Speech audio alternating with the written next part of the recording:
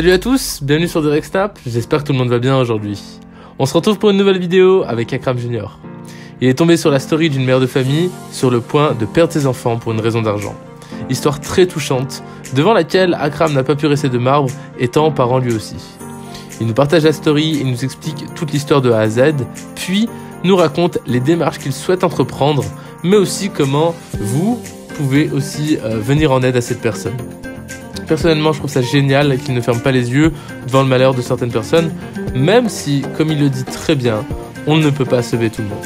Enfin bref, je vous laisse découvrir les images, n'hésitez pas à partager vos réactions en commentaire. Bonne vidéo à tous. Bon, la famille, je vais vous parler d'un petit sujet un peu sensible, mais je me sens dans l'obligation de le faire. Je pense que j'arriverai pas à me regarder dans une glace demain si je vous en parlerai pas. Alors pour vous, ça peut paraître pas grand-chose, mais moi depuis tout à l'heure, je fais que y penser. Alors je reçois énormément de messages par jour. Il y en a certains que je vais lire, il y en a d'autres que je vais passer, et il y en a certains qui vont me marquer. Je sais pertinemment jamais on pourra aider tout le monde, jamais on pourra en fait, si vous voulez, régler tous les problèmes de la terre, parce que c'est pas possible. Mais là, je serais vraiment une merde si je faisais semblant de ne pas être au courant.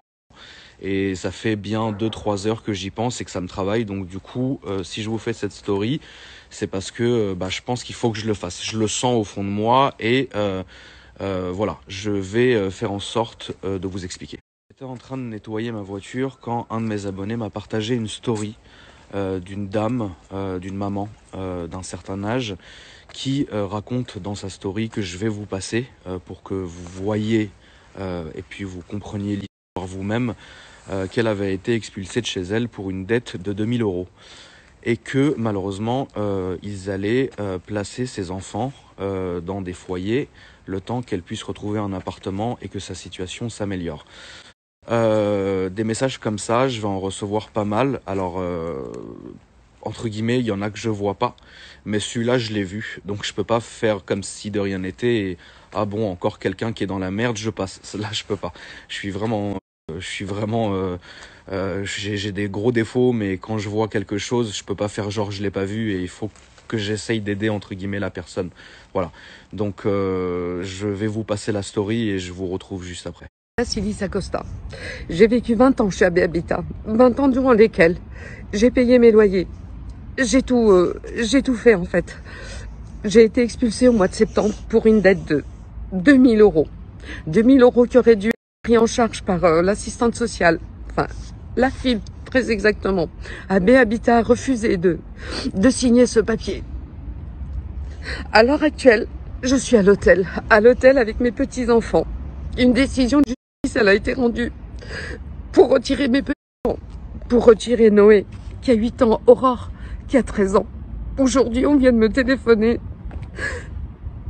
pour me dire que demain, je dois les déposer à Argenteuil. On va les retirer de l'école. On va les placer à Cergy dans un foyer. Temporairement, puisque c'est pas définitif. Ensuite, de là, ils vont être placés dans un autre foyer.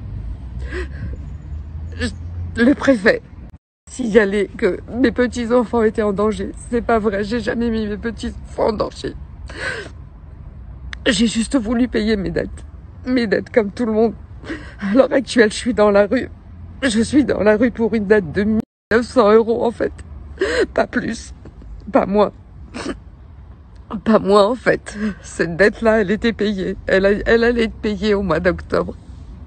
J'ai demandé des arrangements à AB Habitat pour retirer Noé, qui a 8 ans, Aurore, qui a 13 ans.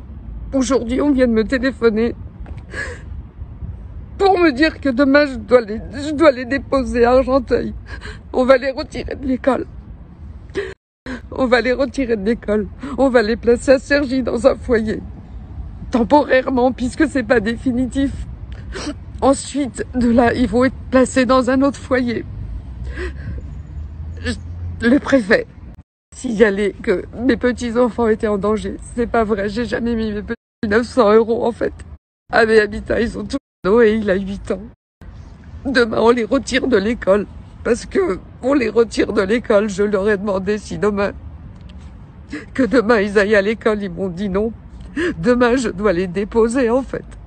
Je dois les déposer à 3h de l'après-midi. Et là, leur cauchemar va commencer. Pourquoi? Je sais pas, j'ai 56 ans. Je suis une femme malade. Je me suis toujours occupée d'eux. Depuis qu'ils sont tout petits. J'ai une décision.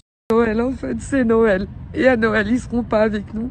Je sais pas où ils seront à Noël, parce que là, ils vont être trimballés d'un foyer à un autre foyer. Et c'est pas juste. C'est pas juste qu'on m'appelle à 7h du soir pour me dire, demain à 3h, je dois les déposer à Argenteuil. Je dois les déposer pour qu'ils soient mis dans un foyer à Cergy-Pontoise. Pour une durée de je sais pas combien de temps, juste le temps qu'on leur trouve un autre foyer. Ils veulent retirer Aurore de l'école, ils veulent retirer Noé de l'école. Ils ont pas mérité ça. Ils ont absolument pas mérité ça. C'est Noël, c'est la fin de l'année. On est dans un hôtel. Je fais tout pour les protéger. Notre vie, c'est devenu un cauchemar pour 1900 €. 1900 € que j'ai voulu pour aller. Aidez-moi à les protéger. J'ai besoin de votre aide, mais par pitié, aidez-moi à les protéger, s'il vous plaît. Aidez-moi. Je veux pas qu'ils les prennent. Donc je pense que voilà, vous comprenez maintenant pourquoi j'ai pas pu passer à côté et que je vous en parle. Étant moi-même papa de 2 enfants, je trouve ça pas possible qu'on puisse pleurer et avoir peur de perdre ses enfants. Donc moi, je suis obligé de partager son histoire. Ce qu'elle a fait, c'est que la dame en question a créé une cagnotte pour payer ses frais d'avocat, parce que là, elle va se lancer dans une procédure. Elle doit passer par les voies légales en fait pour aller récupérer ses enfants et pour retrouver une situation digne. Donc moi, ce que je vais faire, c'est que je vais vous partager le screen que j'ai eu directement avec mon abonné, puisque mon abonné en question a pu s'entretenir avec des proches de cette dame-là.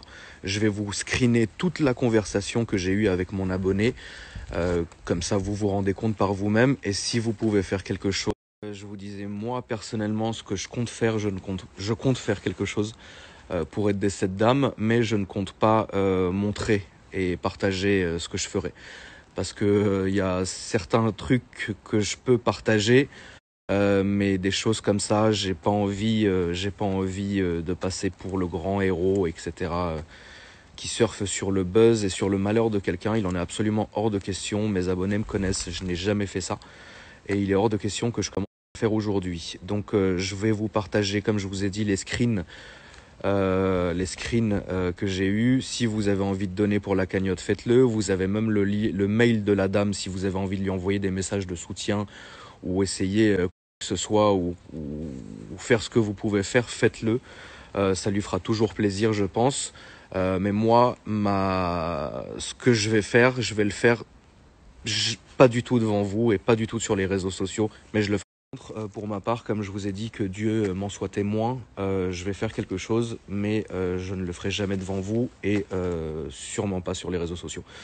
Parce qu'il y a des choses qui sont sacrées et qui ne méritent pas qu'on les diffuse et qu'on les montre comme ça. C'était juste cette story pour vous encourager à faire quelque chose, parce que je pense que oui, jamais on arrivera comme ça. Oui, malheureusement, dans ce monde, il y a des milliards de femmes dans son cas, cette pauvre dame. Mais elle a quand même. Mais j'aurais été un fils de pute de pas réagir. Je suis quand même papa, tu vois. Je suis quand même papa. Je sais qui je suis et je peux pas laisser ça comme ça et faire genre non, j'ai pas vu la story et je continue à nettoyer. Non, là ça m'a été envoyé directement, je l'ai vu. Je peux pas. Donc voilà. Je compte quand même sur vous, la famille. Même un petit message, n'importe quoi, ça fait toujours chaud au cœur. Voilà, moi je vais faire ce que j'ai à faire, je vais vous passer les screens et je vais envoyer un mail directement à la dame en lui proposant quelque chose et voilà.